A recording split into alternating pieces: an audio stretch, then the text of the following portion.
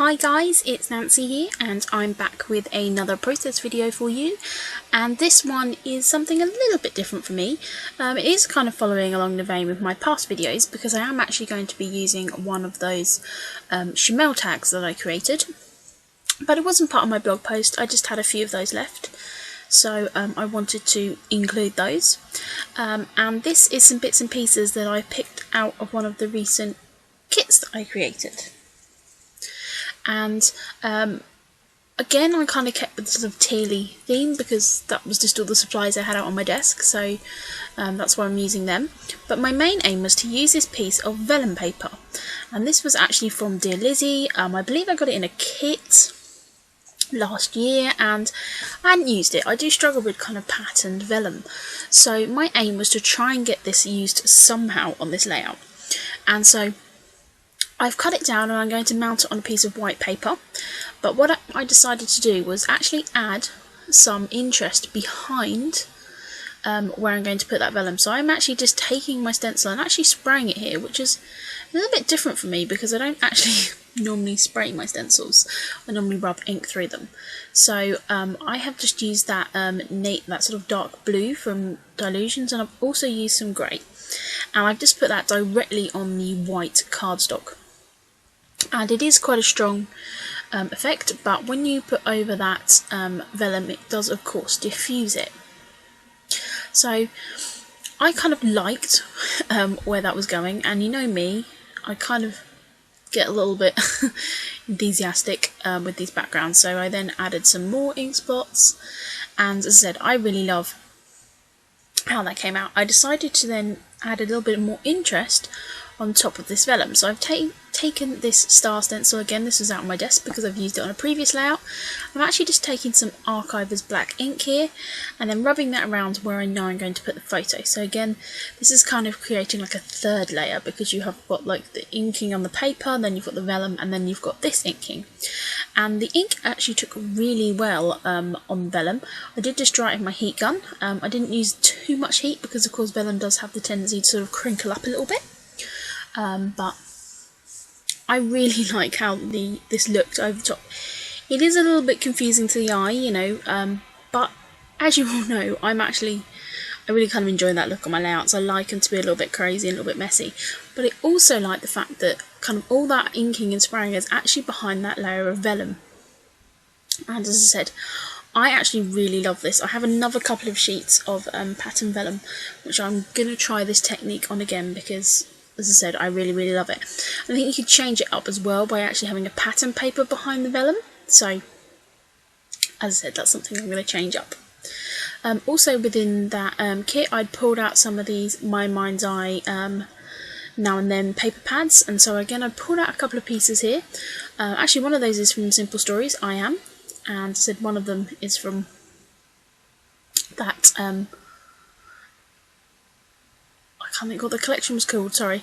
It was one of the My Mind's Eye Now and Then ones. There was like several of those collections, like different parts of that out. And I'm also using that Shimelle map paper as well.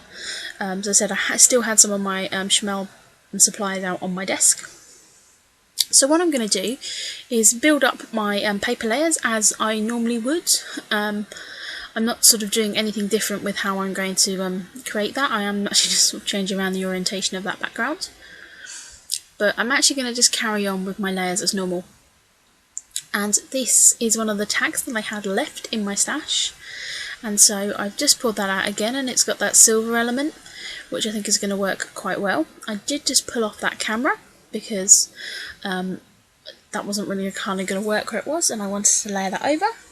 So, as I said, I used minimal glue when I made those tags, so I could quite easily pull bits and pieces apart, and I do kind of butcher this one a bit as it goes along.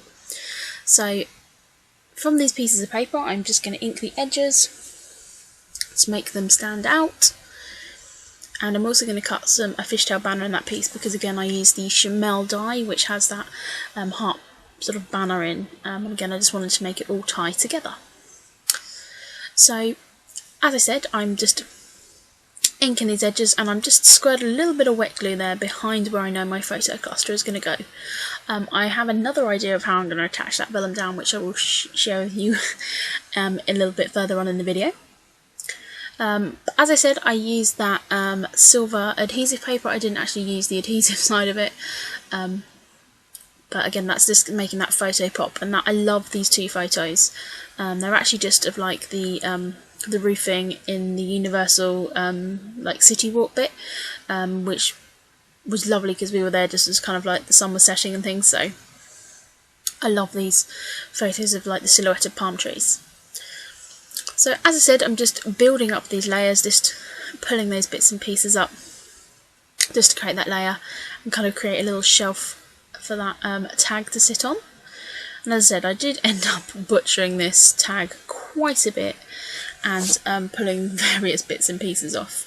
That coffee cup really doesn't really go with this layout, but I'm kind of persevering right now in what I'm going to do.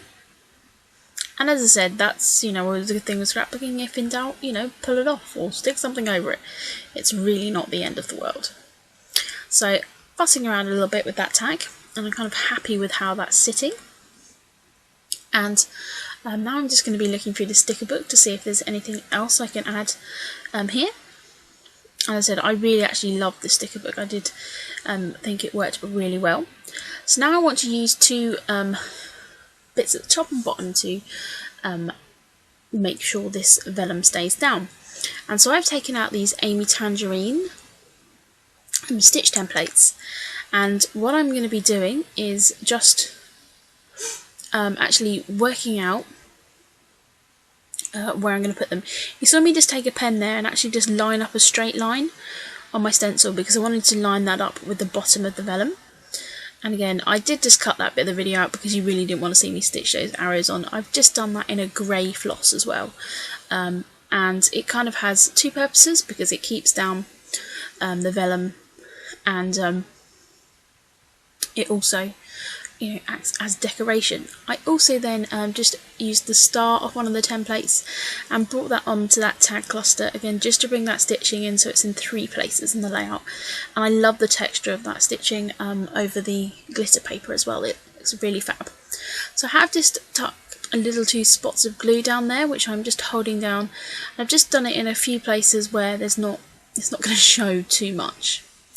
I want to add a flare onto this cluster as well, and in one way that kind of acts to hide that coffee cup a little bit, as I said, which doesn't really go. And again, these are a couple of asterisks that I had left within my stash again, which I've added to this kit, and I've just pulled that into my cluster.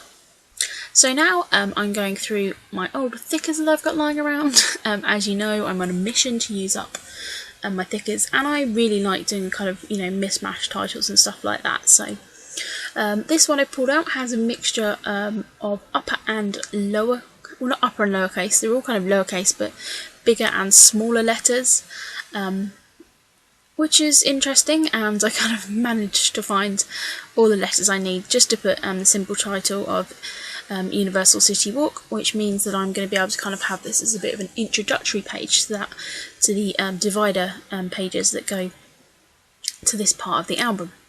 And I am just using my wet glue just to stick those down because, as you all know, chipboard stickers have a tendency to sort of lose their stickiness after a while. I am just overlapping that over the bottom of the photo there, and so I'm not too worried that you kind of can't really see that palm tree too well behind there, because you can kind of tell from the other elements of the photo what it is, and these photos are 2 pretty similar photos anyway. So I'm just going to use my layers to line that up and stick that all down. Sorry, you get to see my crazy hair there a little bit. And I love how this layout actually just completely changed that vellum that I put down and I wasn't sure how I was going to use. So here are some close-up photos of the layout. I hope you've enjoyed this, and I'll be back with some more process videos soon. Bye!